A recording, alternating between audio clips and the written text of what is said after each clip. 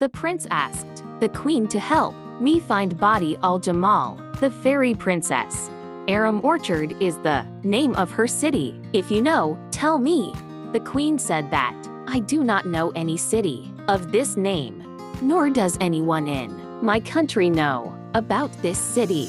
I have heard the name of this fairy only from you. I have not heard this name before. I don't want to steer you astray. The prince stayed with the queen for 7 days. On the 8th day, the prince asked the queen for permission to go. The queen said, Prince, you have traveled very hard and suffered a lot. This place is a place of peace for you. You stay here and take over the kingdom of this country. There is more than one beautiful girl here. You can marry whomever you want. The prince said that, if I had to become a king, I would never have left such a big kingdom.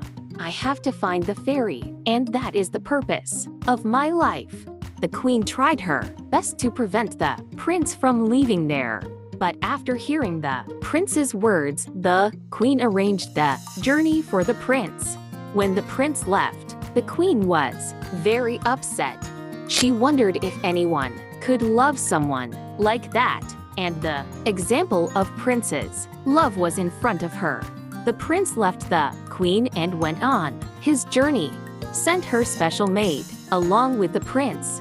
A royal glass was given to the prince to show him this glass if anyone stops you anywhere up to our border. The prince left and traveled for 7 days. On the way, he met small groups of army of women and he gave them glasses. Seeing the mirror, the military women would turn back. After 7 days, the prince reached a place where there was a grave. The grave was very high and was studded with diamonds. The queen's maid said to the prince, Give me permission. Our border is up to this grave. The prince got down from the horse and gave the horse and the glass to the maid, dismissed the maid, and set off on foot. The prince used to hunt, cook, and eat while traveling. Traveling in this way, the prince reached a desolate desert place where there was neither water nor anything to eat. That area was huge and completely dry. There were no trees in the distance and the air was hot. The prince was traveling in this region, tired, hungry, and thirsty. Hunger and thirst forced the prince so much that he wanted to kill himself with his own dagger. The prince prayed, "Oh God, if I want to be reunited with my beloved, give me water from someone's hand at that time. If I don't get water, I won't be able to survive." And the prince fell unconscious. Just then a handsome man came to the prince with a big cloak wrapped around his head. He looked like an angel in human form. His hair was fragrant. He had a turquoise wand in his hand. His beard was completely white, and his dress was completely white.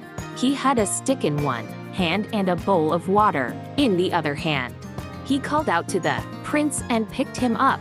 Water was given to the prince and said that God has sent me here to give you water. Drink the water and hear that in a few days you will reach the fairy. In a day or two, God will bring you to a place where you will find a friend of this fairy princess.